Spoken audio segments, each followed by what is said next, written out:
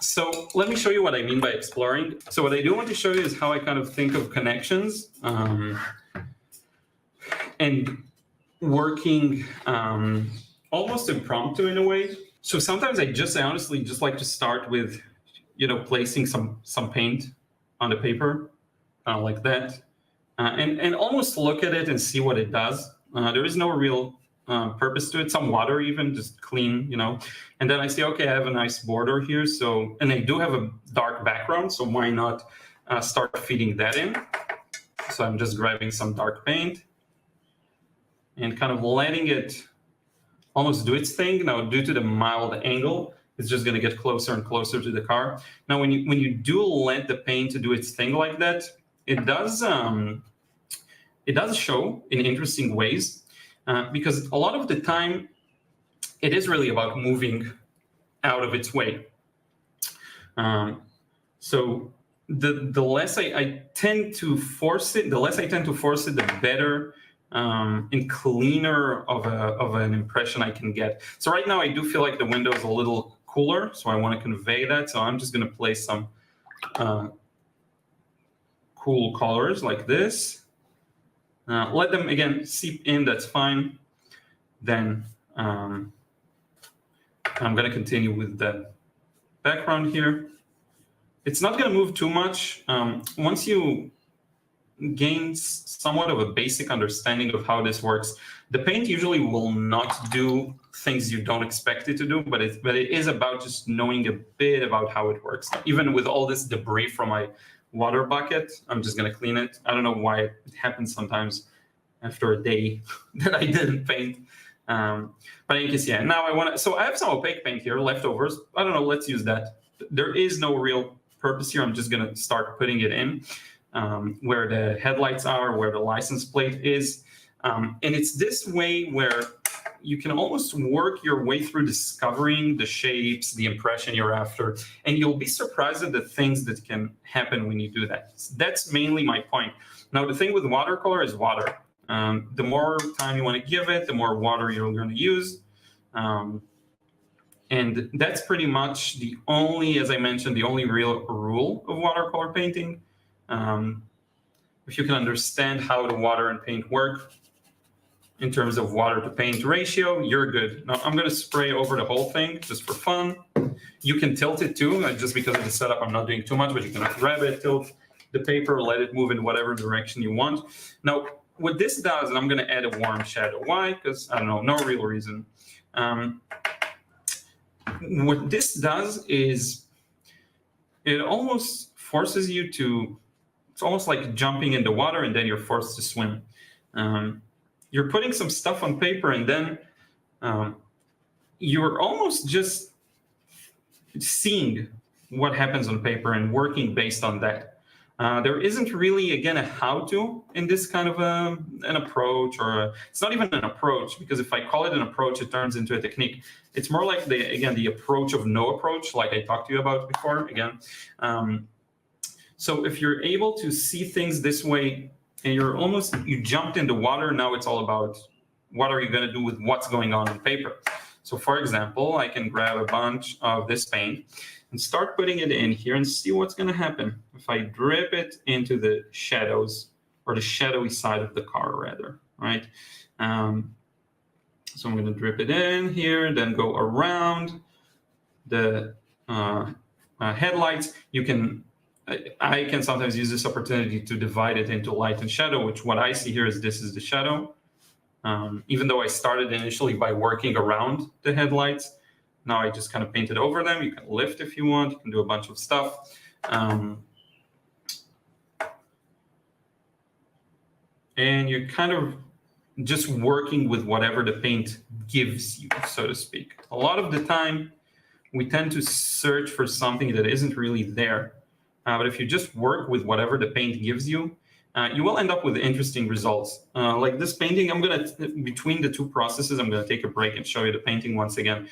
And you'll see what I mean. Like the way I worked on it was so indescribable, simply because I really, really don't know exactly what I did. I just kind of followed my vision. And it's okay if you're not at a point where you feel like you'll do that very easily. That's fine. but sometimes it's a matter of doing it, and then you know how to do it. There's no real, there's nothing really that stops you from doing it, but maybe you just never tried, is the point. I'm going to add a bunch of shadows here. One thing I've been enjoying is to almost go away from it, ironically enough, just an impression, and trying to sometimes, it's totally not what I'm doing right now, but to try and indicate what I'm seeing almost as a as literally as I can, but without the simplification, without the symbolism. Like with no symbolic people, no nothing. Just truly look at the shapes and try to convey what I'm seeing there, right?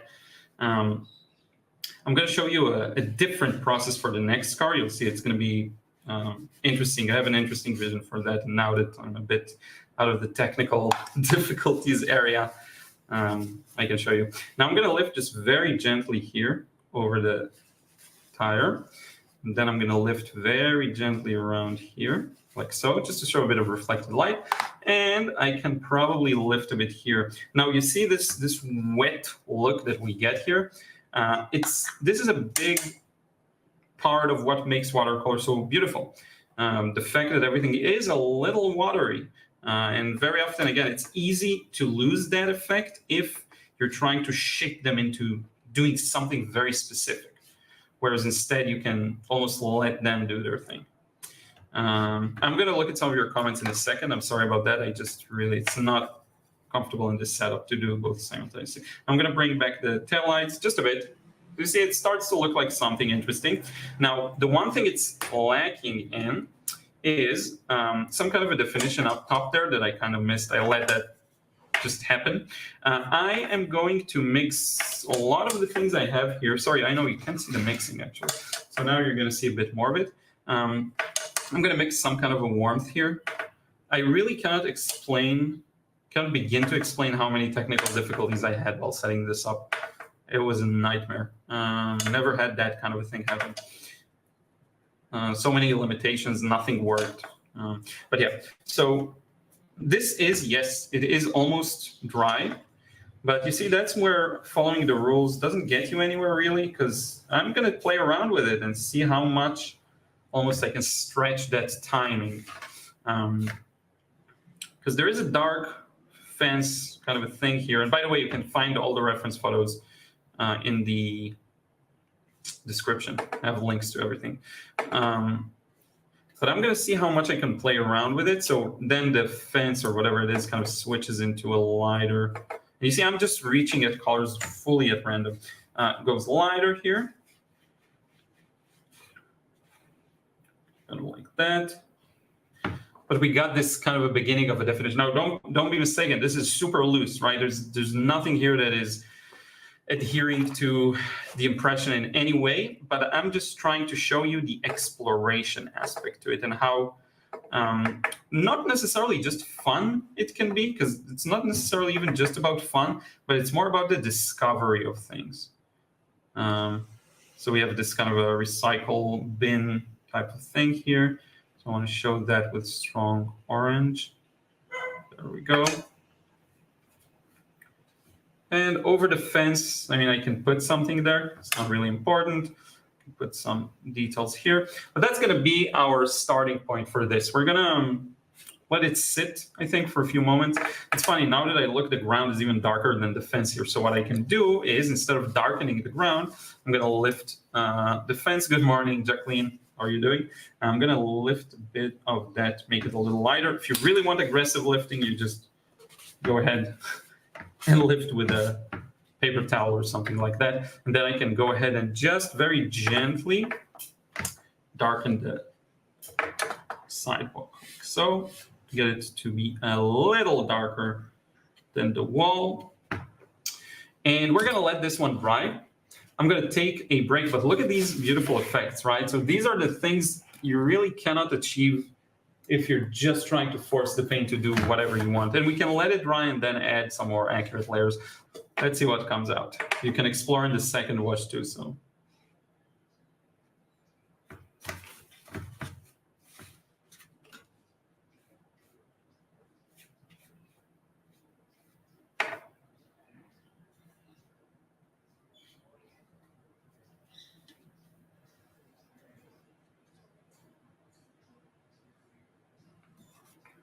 Sorry, I don't talk too much. It's a bit hard to focus. I'm just going to go over everything I did. I don't know why. It just feels like I want to go over it. I know I'm going to lose all the flow from earlier. I may destroy it in the process too. But I don't know. I feel like that's the right thing to do for some reason. I'm going to warm it up down at the bottom with some yellow ochre. Like so. Keep this relatively light. I'm probably going to destroy this, but that's fine. You have to allow yourself to do this from time to time. There are some highlights here I don't want to lose, so just a bit of water maybe.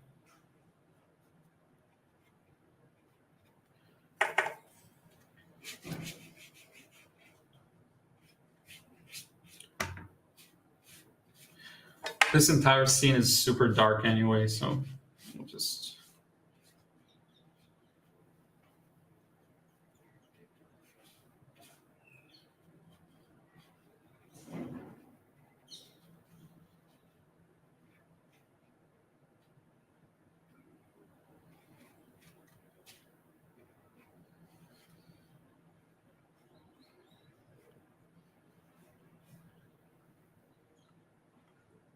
Yeah, that looks terrible. I think, I don't know why, I just kind of went a little impatient and carved out very aggressively this car. Let's do this here. Now, of course I can. So let's use this as a learning opportunity. I'm going to use, let's use this again for kind of testing out funky little things that you don't normally end up doing. So I'm just going to bring in some water, play around with the lightness, darkness. And then for the tires, I'm going to mix in a bunch of this opaque paint, put it on the tires like this, just to see what I can bring out. There's a bit of a highlight here, and just use the paint like so. A few of these highlights I'm just going to indicate that way. Mix it with some warmth here. Actually, I have no idea what I'm doing. I'm just testing things out. I could go vanilla and kind of get a few highlights and wrap it up, but I'm like, let's try it out. Let's see what happens. It's probably going to end up being a huge mess, and that will be a great way to complete this live stream, but that's fine. Some water there.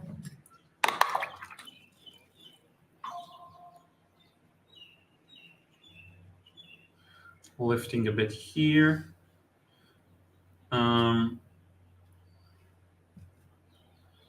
Lifting a bit back here. Help this opaque paint move just a little bit. And then I can kind of envelope it with dark paint, like so. Add these details in.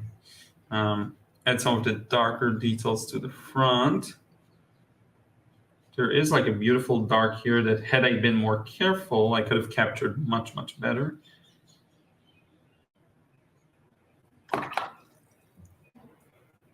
Forget about the drawing being a mess. That's because I went real fast there.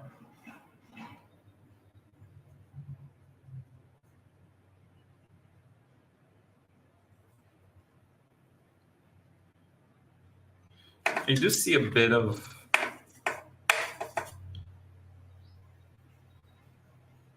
stronger contrast there. And then what you can do is just spray tons of water on it again.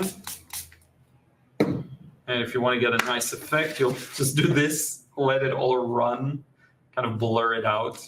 I have no idea, honestly, what I'm doing right now. I'm just going crazy here. I'm going to add a bit of opaque blue here to some points. No real rhyme or reason to it. I'm just going with the craziness. And then I can even combine that with the white. Maybe that will help me somewhere here. I don't know. Just to get some interesting details here and there. See, I have no idea what that is that I just did, but I feel like it's done.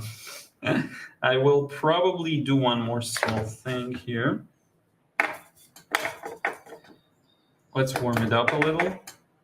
Again, zero strategy here on my part. I just want to do this kind of